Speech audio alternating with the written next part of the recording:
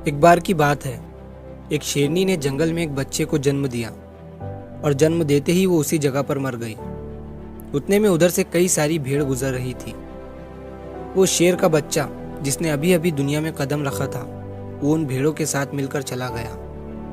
अब वो शेर का बच्चा एक भेड़ की तरह पलने लगा और उन भेड़ों के साथ रहकर वो खुद को भी एक भेड़ ही समझने लगा था। उसने कभी मांस नहीं खाया और वो भेड़ों के साथ मिलकर घास खाने लगा था। उसे कुछ आइडिया ही नहीं था कि एक शेर कैसे रहता है और कैसे अपनी जिंदगी गुजारता है, और उसे ये तक नहीं पता था कि वो एक शेर है, क्योंकि उसके चारों तरफ भेड़ ही भेड़ थी और भेड़ों के ही साथ वो पलने लगा था। उसने कभी शेर की तरह नहीं दहाड़ा। फिर समय गुजरता गया और वो शेर का बच्चा एक यंग शेर बन गया। वो भेड़ों के झुंड में अलग ही दिख रहा था, लेकिन भेड़ों के साथ रहकर भेड़ों को उसकी आदत हो गई थी। एक दिन एक बूढ़े शेर ने उन भेड़ों के झुंड पर हमला कर दिया। जब उस बूढ़े शेर ने भेड़ों के झुंड में इस यंग शेर को देखा तो वो हैरान हो गया। उसे अपनी आंखों पर विश्वास नहीं हो रहा था। उसने देखा कि एक यंग शेर भेड़ों के साथ घूम रहा है। उसने पहले कभी ऐसा नहीं देखा था।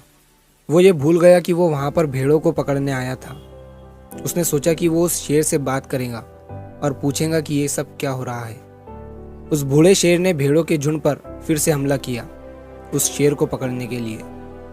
भेड़ों ने जैसे ही उस बूढ़े शेर को देखा, वो सब अपनी जान बचाकर भागने लगे और उन भेड़ों के साथ वो शेर भी अपनी जान बचाकर भागने लगा। कुछ देर के बाद उस बूढ़े शेर ने उस यंग शेर को पकड़ लिया। बूढ़े शेर ने उस यंग शेर से कहा, अरे बेवकूफ, तू मुझे देखकर भाग क्यों रहा है? यंग शेर ने रोते हुए कहा, प्लीज मुझे छोड़ दो, मैं एक साधारण सा भेड़ हूँ, मुझे जाने दो। वो उस बूढ़े शेर को देखकर एक भेड़ की तरह कांप रहा था। बूढ़ा शेर ये सुनकर हैरान हो गया और वो समझ गया कि यहाँ पर क्या हो रहा था। वो बूढ़ा शेर उस यंग शेर को एक नदी के पास लेकर गया।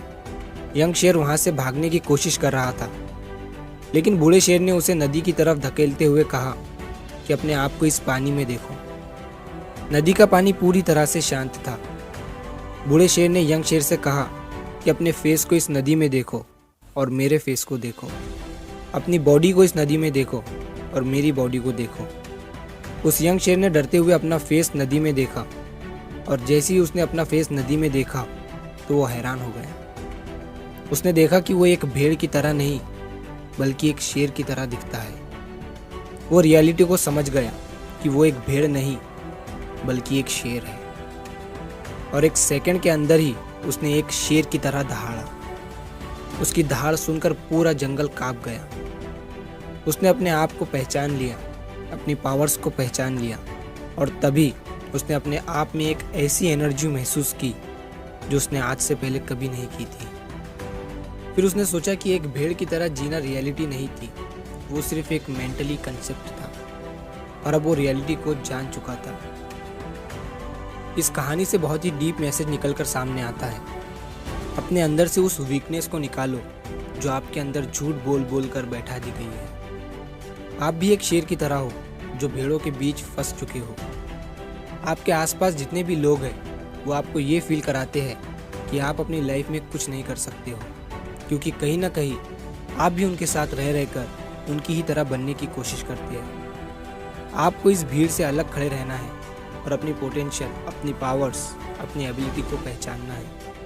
और जिस दिन आप अपनी पावर्स, अपनी एबिलिटी को पहचान लोगे उस शेर की तरह, तब आपको दहाड़ने से कोई भी नहीं रोक पाएगा। कोई भी आपको आपकी सक्सेस की राह से भटका नहीं पाएगा।